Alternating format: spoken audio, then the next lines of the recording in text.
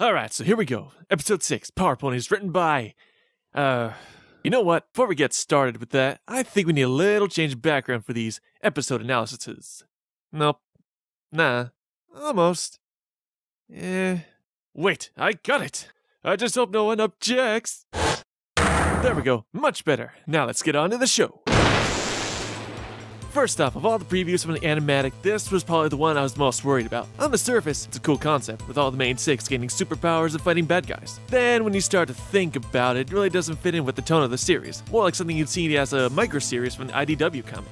Going from engaging adventures and slice-of-life stories to crime fighting is just a bizarre turn. But thankfully, they're transported into a comic, so fiction within fiction becomes an intriguing parody. Also, this story had 3 writers. 3. When you have the same number of writers as the Super Mario Bros. Movie, you know you're in trouble with collaboration conflicts. So, how did it turn out? Let's take a look. We begin our adventure with the main six restoring Luna and Celestia's castle. First off, it's nice to see we're continuing Rarity's restoration plot point from Castlemania. This is also early speculation, but I think that castle, when fully restored, will go to Twilight, and be her kingdom away from home, if you will. Spike tries to help but feels helpless when compared to his friend's unique abilities, with Twilight informing him that there is absolutely nothing to do. Objection! This castle is enormous. While I can't think of a single thing for him to do, this just feels like a forced plot point to set up the journey and moral at the end.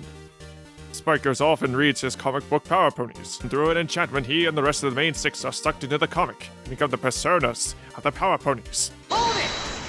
We get our first look at the Power Ponies styled in the manner of various Marvel and DC heroes. The Flash, Green Lantern, Wonder Woman, Robin, Black Vulcan and/or Storm, the Hulk, and generic superhero number 1, I have no idea. But trouble brews as supervillain Maniac robs the Metropolis Museum and confronts the Power Ponies. First off, it's interesting to see a cityscape setting for this episode. A more modern-day environment with unique architecture to offset the usual country look in Equestria. This is one of the strengths of this season. We've been venturing out of Ponyville and exploring new areas and meeting colorful characters, like Maniac.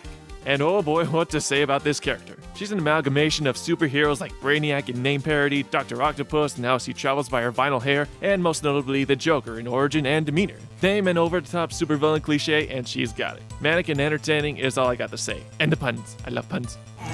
This has been quite the mane-raising experience. The Power Ponies power up and do battle with Maniac.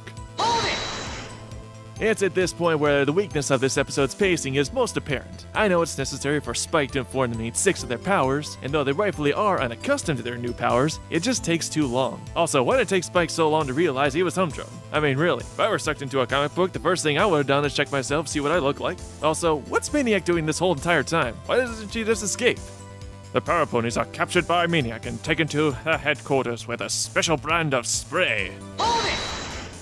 Hand me down the shark repellent bat spray. See, Batsy, I think of everything. Also, there's hiding in plain sight, and then there's hiding out in the place where an industrial accident occurred. Does ocean exist in Metropolis? And on top of that, you know what, I'm thinking way too much into this minor plot point. Moving on. So Spike sets off to rescue the main six and stop Maniac's master plan. First Gotham, and then the world! Yeah, by this point you can see that the episode has a very similar feel to Batman and Robin, but unlike the movie, the episode is self-aware at how silly it is and full-on embraces it with long drawn-out monologuing, the super death weapon of doom, and of course this. You got nothing better for that guard to do than to just spray there every 5 minutes, or maybe, I don't know, get a more permanent spray? Spike frees the Power Ponies and the final battle ensues. It looked like Spike could capture most of the henchmen in this bag, so where are all these guys coming from? Also, do I even need to say anything here? Fluttershy, Hulk, epic. So they defeat Maniac and are transported back home. So how did this episode turn out? Well, as I mentioned before, I like how self-aware this episode is with its comic tropes and just runs with it, providing many comedic moments, especially from Maniac's mannerisms and Piggy Pie's Cupcake's running gag. Get it? Running gag? Mr. Code, that joke was just terrible. You're even less funny than that Mr. Right fellow. So get on it or I'll be forced to ash you with my gavel. Anyway, though I found this episode overall entertaining from action and comedic standpoint, the episode just really felt unnecessary, not really advancing the overall arcing story of this season. Speaking of which, it's been 6 episodes and we haven't even found a single key yet. I'm afraid they're going to be backbuilding this plot point near the end of the season. The pacing with such a bizarre premise could have been written better, with a setup with the powers taking far too long, and then just to immediately be captured, and then the middle drags on with Spike's self-doubt. Spike-centric episodes never seem to advance his character much, or in some cases, even regress his character. The moral here is just a modified version of the one from All's Well That Ends Well, really nothing different.